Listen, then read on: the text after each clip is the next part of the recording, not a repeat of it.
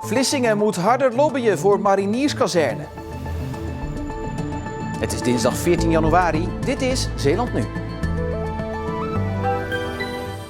Deel oppositie had meer verwacht van gemeentebestuur. Dame sleept miljardenorder binnen. En de keuze is reuze bij fotografen. Goedenavond. Vlissingen had meer moeten doen om de mariniers naar Zeeland te krijgen. Die kritiek klinkt vanuit de Vlissingse oppositie. De komst van de kazerne wordt onzekerder nu de gesprekken tussen mariniers en Defensie langer duren dan verwacht. Echt dingen gedaan hebben ze in mijn ogen niet. Maar ja goed, daar is het nu allemaal te laat voor. Ik kan me niet voorstellen dat je nu nog acties kan ondernemen. Deze Vlissingse oppositiepartijen zijn het wachten zat. Want de marinierskazerne had hier al 3 jaar moeten staan.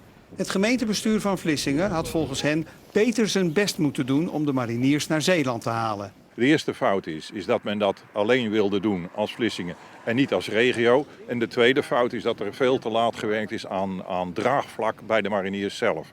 Er is wat mij betreft veel te laat ingezet op een campagne waarbij je de mariniers graag verwelkomt hier in Zeeland. Ze hadden gewoon richting die mariniers al lang kunnen laten zien wat wij hier allemaal te bieden hebben. Niet alleen aan de mariniers, maar ook aan de familie achter de marinier. Dat is te laat opgestart. Ja, dat had veel eerder moeten. Achteraf is het makkelijk praten, maar het had eerder opgestart kunnen worden. De mariniers uit Doorn zijn nog steeds in gesprek met het ministerie van Defensie over de verhuizing van hun kazerne. Die gesprekken hadden in 2019 afgerond moeten zijn. Dat was in november nog de verwachting van staatssecretaris Barbara Visser. We kunnen denk ik wel concluderen dat Den Haag, de staatssecretaris, verzaakt in deze kwestie. Zij verzaakt echt, dat vindt u? Jawel, als ze zegt dat ze voor de jaarwisseling, de afgelopen jaarwisseling, een besluit neemt, dan moet ze dat ook doen. En niet weer doorschuiven. En het is al de zoveelste keer dat het wordt doorgeschoven. En Vlissingen, eigenlijk heel Zeeland, is daarvan toch de dupe uiteindelijk. De nadruk ligt nu heel erg op het lobbyen richting Den Haag. Is dat goed? Nee, dat vind ik gewoon zinloos, zonde van de tijd. Het heeft gewoon geen zin om naar Den Haag te roepen, want wat wij roepen heeft geen invloed op de beslissing. Hoe zou u het beleid van Vlissingen ten opzichte van die marinierskazerne in 1 woord kunnen samenvatten? Nou, in het verleden arrogant. En ik denk dat men zich nu wel bewust is van de mogelijkheden en de kansen die er zijn en wat men daaraan moet doen. Maar ik hoop dat het niet te laat is. En voor het stadhuis in Vlissingen staat politiek verslaggever Marcel de Kranen. Marcel, is het te laat om die marinierskazerne alsnog naar Vlissingen te krijgen?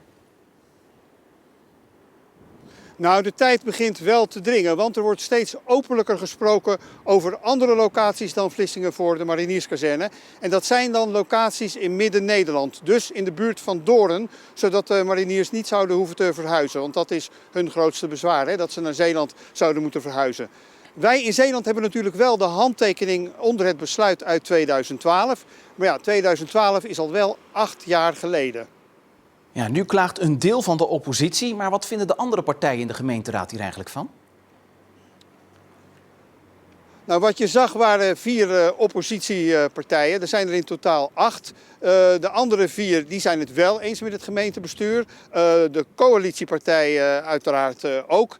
Maar het is wel zo dat die kritiek luider wordt naarmate het ongeduld toeneemt. Men is het echt beu om te wachten op al die beslissingen vanuit Den Haag en dat hoor je. Marcel de Kranen, dankjewel.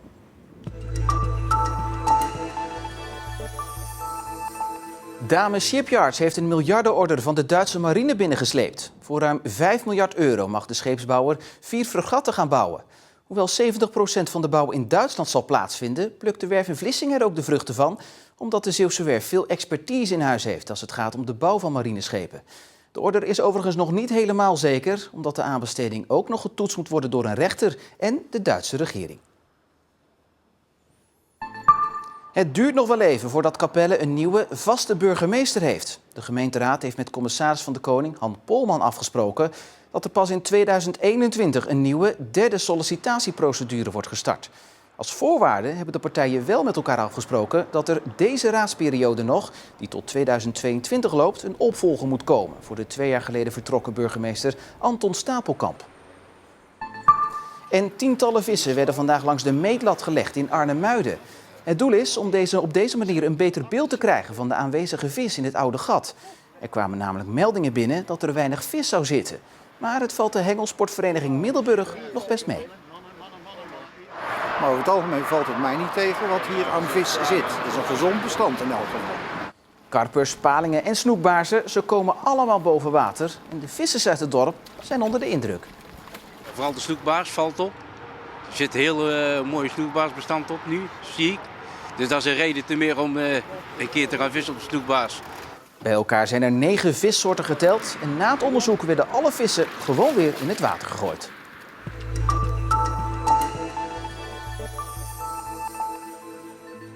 Door de opkomst van social media, zoals Instagram, die de nadruk op beeld legt, willen steeds meer mensen fotograaf worden. En dat blijkt ook uit de CBS-cijfers. Waren er 10 jaar geleden nog 150 professionele fotografen in Zeeland, zijn dat er nu 365. Meer dan een verdubbeling dus. En een van die nieuwkomers is Marina Smits, die van haar hobby haar werk heeft gemaakt en niet bang is voor een beetje concurrentie. Perfect. Ik heb voor een baas van een reclamebureau gewerkt. En daar was ik meer aan het regelen dan dat ik echt aan het doen was. En ik wilde toch weer meer die fotografie en de tekstenkant op. Dus ja, vandaar dat ik toen dacht van nu, ik ga het gewoon doen. Ja, dan moet je nog even je jurk zo doen. En dat moment was september 2018. Het was meer een beslissing uit gevoel dan uit zakelijk instinct. Want een marktonderzoekje ging er niet aan vooraf. Nee, eigenlijk helemaal niet. Nee, voordien deed ik al best wel veel gewoon tussendoor. Vrienden, kennissen die dan wel een leuke fotoshoot wilden. En nee, ik heb eigenlijk geen onderzoek gedaan. Nee. Dus eigenlijk heb ik ook wel gewoon heel veel geluk gehad dat het zo uitgepakt is. Ze zeggen altijd als je een eigen onderneming start, het eerste jaar is het zwaarst. Wat was voor jou het dieptepunt afgelopen jaar? Dat is een goede, want als de rest van de jaren alleen nog maar beter worden, dan weet ik niet hoe ik het moet gaan doen, maar dan krijg ik het heel druk. Ja, mijn eerste jaar was niet zo, dat was niet zwaar. De steeds betere techniek van de smartphone-camera maakt bijna iedereen een concurrent van de professionele fotograaf. Maar daar maakt Marina zich geen zorgen over. Volgens haar zijn de verschillen nog steeds navenant. Ja, diafragma is bijvoorbeeld een van de dingen die je goed in kunt stellen met je camera. Waardoor je dus de voorgrond scherp krijgt en de achtergrond heel wazig is. Met de telefoon lukt dat vrijwel niet. Tegenwoordig heb je wel de portretstand erop, waardoor het al wel makkelijker gaat. Maar toch, het verschil is nog heel groot. Ja. Het zijn toch gewoon hele heldere foto's. Ja, dat kun je niet vergelijken met elkaar. Nee. Je zit nog niet met samengeknepen billen als er een nieuwe telefoon op de markt komt. Nee. Ik wil hem wel hebben hoor, maar... En voor wie nu op de bank zit en denkt ook wel fotograaf te kunnen worden, doe het niet zoals Marina. Ja, toch wel eerst heel goed nadenken. Want ik heb heel veel geluk gehad. Maar dat wil niet zeggen dat iedereen dat heeft natuurlijk.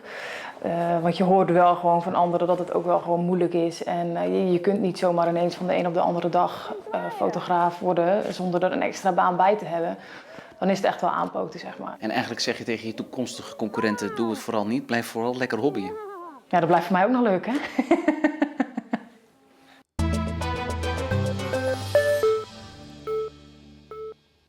Hoe ziet de toekomst van het toerisme in Zeeland eruit? Daar houdt een nieuwe programmamanager van Toeristisch Ondernemend Zeeland zich mee bezig. Het moet in ieder geval allemaal duurzamer en het imago van de sector moet beter. Als archeoloog had hij nog geen ervaring met de toeristische sector in Zeeland. Maar als projectleider is hij wel gewend om verschillende mensen te laten samenwerken. Er gaat voor mij wel echt een hele nieuwe wereld open. En het is heel leuk om juist al die verschillende lijntjes met elkaar te verbinden. Ik zie ook dat er heel veel enthousiasme is bij de ondernemers zelf. Iedereen is heel erg gedreven. Ja, en Zeeland is gewoon een ontzettend mooie plek. Niet voor niks komen er zoveel mensen naar Zeeland toe. Voor het komende jaar heeft hij 5 punten opgesteld waaraan hij wil werken.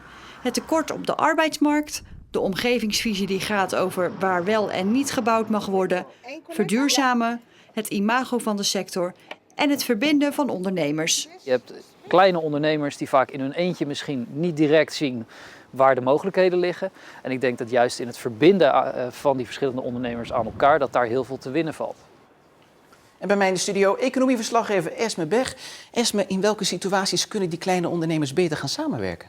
Als je dan bijvoorbeeld kijkt, punt verduurzaming, wat ook op de agenda staat. Als je dan samen zou bijvoorbeeld inkopen, zonnepanelen bijvoorbeeld, dan kun je natuurlijk al een stuk goedkoper uitkomen wellicht. Maar ook zijn er vast kleine ondernemers die al ervaring en ideeën hebben. En als je die dan samenbrengt, kunnen er wellicht hele mooie dingen ontstaan. Ja, dan duurzaamheid. Zijn recreatieondernemers daar al mee bezig?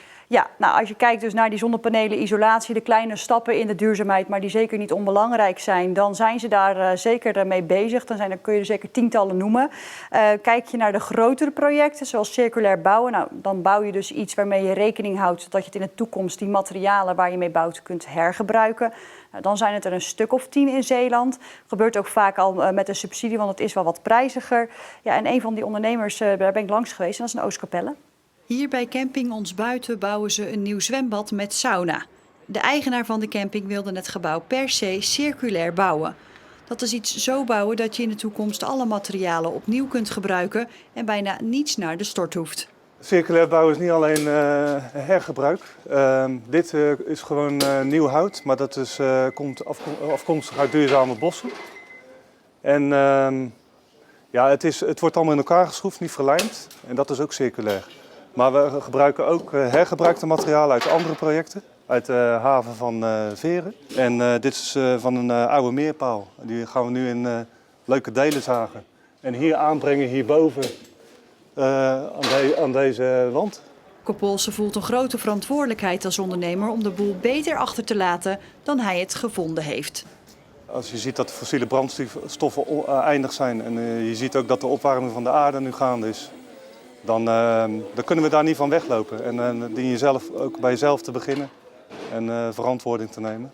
Ja, hoe mooi is het om zo daar ook een bijdrage aan te kunnen leveren. Dit is hoe het er uiteindelijk uit gaat zien. Deze zomer moet het klaar zijn. Esme, is dat verduurzamen nou eigenlijk alleen een wens die de sector heeft, of is dat ook iets wat vanuit de gas terugkomt? Nou ja, het moet natuurlijk sowieso niet alleen in de recreatiesector. Het klimaatakkoord van Parijs in 2050 moeten we allemaal een stuk duurzamer zijn. Maar het gebeurt zeker ook in dit geval in Oostkapelle, omdat de vraag vanuit de gasten er is. Kijk je dan bijvoorbeeld naar Duitse toeristen, die vinden duurzaamheid heel belangrijk, ook als ze op vakantie gaan, en kiezen dan ook daar bewust voor. Ja, tot zover heeft de duurzaamheid. Maar ze willen ook aan hun imago gaan werken. Ja, klopt, want het heeft toch nog vaak het imago dat het bijvoorbeeld slecht betaalt, de recreatiesector. Maar ze willen ook heel erg aan de bevolking duidelijk maken dat toerisme niet alleen overlast is in de zomermaanden, zeg maar ook wat oplevert. Want het zorgt er ook voor dat een heleboel voorzieningen in dorpen daardoor kunnen blijven bestaan. Het is dus een win-win situatie. Esme Weg, dankjewel. Het was een bewolkte en regenachtige dag vandaag, met een eerste matige en later een krachtige wind uit het zuidwesten.